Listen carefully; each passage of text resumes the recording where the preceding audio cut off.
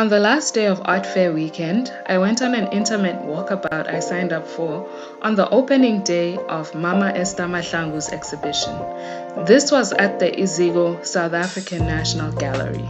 Founded in 1930, it is South Africa's oldest art museum. The exhibition, titled Then I Knew I Was Good at Painting, a retrospective, celebrates her holistic legacy as a living legend. The exhibition's curator, Nondobeka Ntombela, led us through it as part of the Art Fair's program. Go where you mustn't be painting, and she would start painting from the back. And from painting from the back, she understood that she got better and better. And eventually they said to her, come and paint with us in front of the house. And then she says, by that time, I then knew I was good at painting. So for me, someone from that community in the early 1940s to have known and seen herself as good at painting says a lot. It's quite a radical statement to declare yourself in that way. And it was visionary. And how do we celebrate this visionary that has unfolded in our eyes in the last 7 decades? So the exhibition really is paying tribute to Mama Esther's contribution to South Africa and also to the world. As we know, she becomes famous in around 1980 in terms of her being really inscribed into the international art scene. But before that, she had been working as an artist.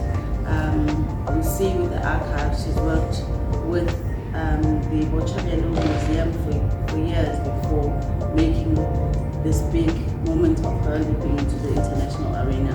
I wanted us to start here. We started outside to note the museum's walls as a tribute resembling her house. As we went to the show inside, she told us many stories and gave us lots of background knowledge on Mama Esther's creative journey. People are wanting a language, and I think what Mama Esther also does is to undo that expectation of wanting a fixed language, sign, what do they mean, because she's always pushing that, she's always introducing something new. What's amazing is that Mama Esther is still creating at almost 90. This piece was made by her just last year. The exhibition explores her artistic journey and its evolution from the beginning until today.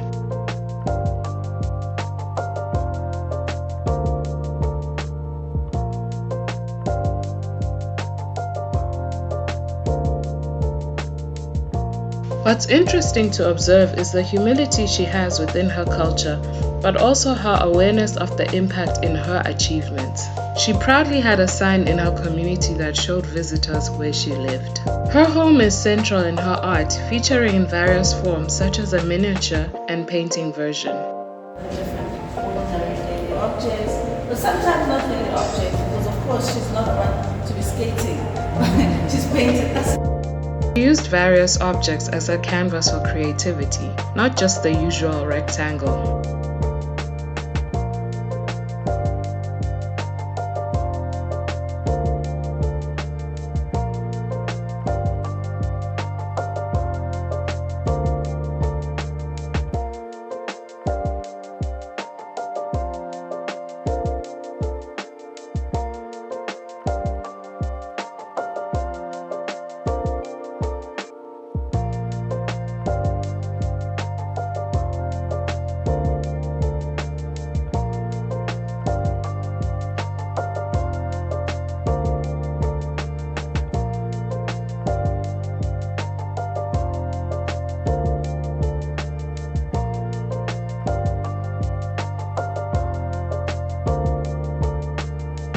Her work is so important that it has been presented as gifts for dignitaries and to commemorate important national South African moments such as Freedom Day.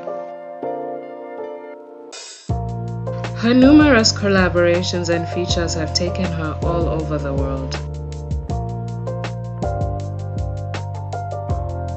The most notable collaboration and the highlight for me was the iconic BMW. It was surreal seeing it in person. It had not been on home soil since 1991.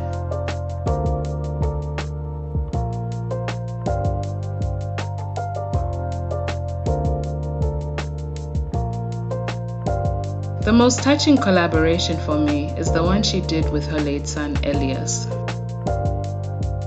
I congratulated Nondobe and Ndomela for a job well done in curating the show and in honoring Mama Esther. Such an inspiration and always true to herself. I met her in 2017, which was amazing. A living legend gets her flowers while she can still smell them. The show will travel all over the world in the coming years and is in Cape Town until August. As I stepped out, I was already in the company gardens where the International Public Art Fair IPAF was taking place. My heart wanted to go on the street art tour, but my body was exhausted. And that was the end of my art fair experience in Cape Town this year. Hopefully next year we do it again, bigger and better.